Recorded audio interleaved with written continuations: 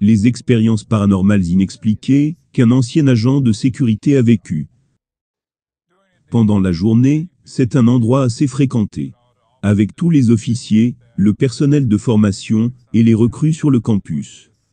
Mais une fois que le soleil se couche, cet endroit est totalement différent. Il fait sombre, pas de circulation, pas de piétons, rien. Et c'est alors que des choses étranges commencent à se produire. C'est pourquoi je déteste venir ici la nuit.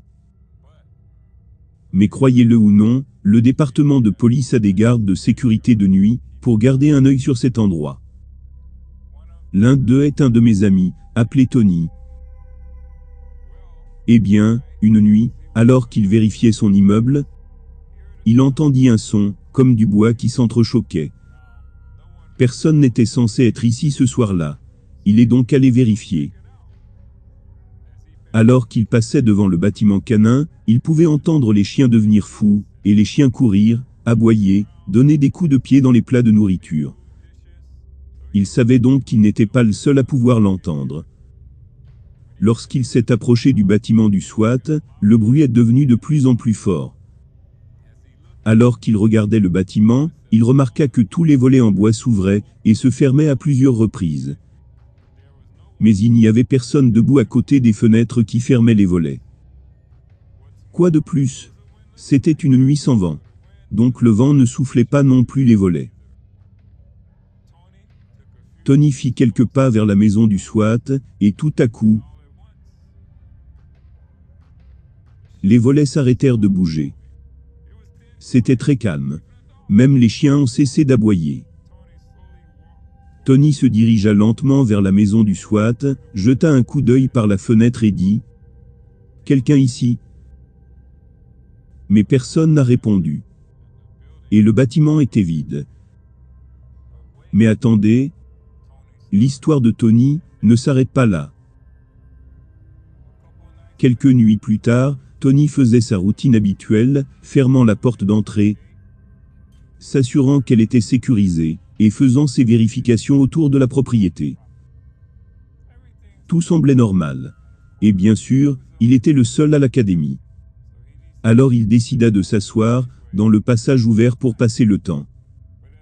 Mais alors qu'il regardait vers le parking, il remarqua une vieille dame vêtue de blanc, marchant vers lui. Au début, il pensait que la dame était peut-être perdue, ou avait besoin d'aide. Alors Tony lui fit un signe de la main, pour attirer son attention. Mais elle ne répondit pas, et continua à marcher vers lui. La chose amusante qui lui traversa l'esprit. Il n'a pas entendu le portail s'ouvrir. Comment est-elle donc entrée? Alors que Tony se levait pour demander à la vieille dame, elle a disparu. Tony pensa, oh non, pas encore. Mais cette fois, il a décidé qu'il ferait mieux d'appeler son superviseur à ce sujet. Alors qu'il se retourne, devinez qui se tenait là? Ouais, la vieille dame vêtue de blanc. Et devinez quoi? Elle commença à marcher lentement vers lui, les yeux fixés le regardant. À présent, Tony panique. Il a tellement peur. Il ne peut pas bouger. Il est gelé. Elle est si près de lui qu'il remarque que son visage a l'air en colère. Il essaie de crier ou de parler. Rien ne sort. Alors qui est-elle? Elle disparaît. De nouveau. Tony poussa un soupir de soulagement, et regarda lentement autour de lui. Mais cette fois, personne n'était là. Il se rassit pour rassembler ses pensées. Il ne pouvait pas croire que les fantômes étaient apparus 2 fois, et venaient après lui. Tony était sur le point de se lever, et d'appeler son superviseur, quand devinez qui décide de se présenter. Oui, la vieille dame était de retour, et cette fois, elle était assise juste en face de lui. C'était trop difficile à gérer pour Tony.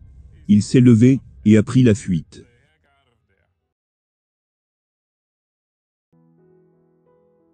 Si vous êtes attaqué dans votre vie, par les démons, les fantômes, et tous ces êtres maléfiques, comme cet homme dans la vidéo précédente, sachez qu'il y a la solution pour être victorieux.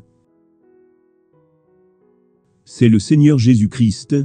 Il a payé le prix, par son sacrifice à la croix, pour vous donner la victoire sur les oppressions. Vous n'aurez pas besoin de fuir, c'est le diable qui fuira loin de vous. Mais vous devez d'abord accepter Jésus-Christ comme votre Sauveur et Seigneur personnel. Voulez-vous faire la prière suivante pour l'inviter dans votre vie?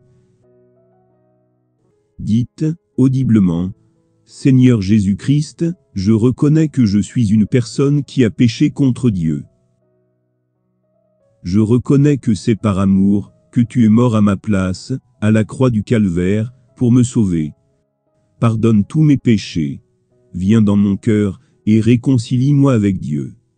Je t'accepte aujourd'hui comme mon Sauveur personnel et mon Seigneur. Amen.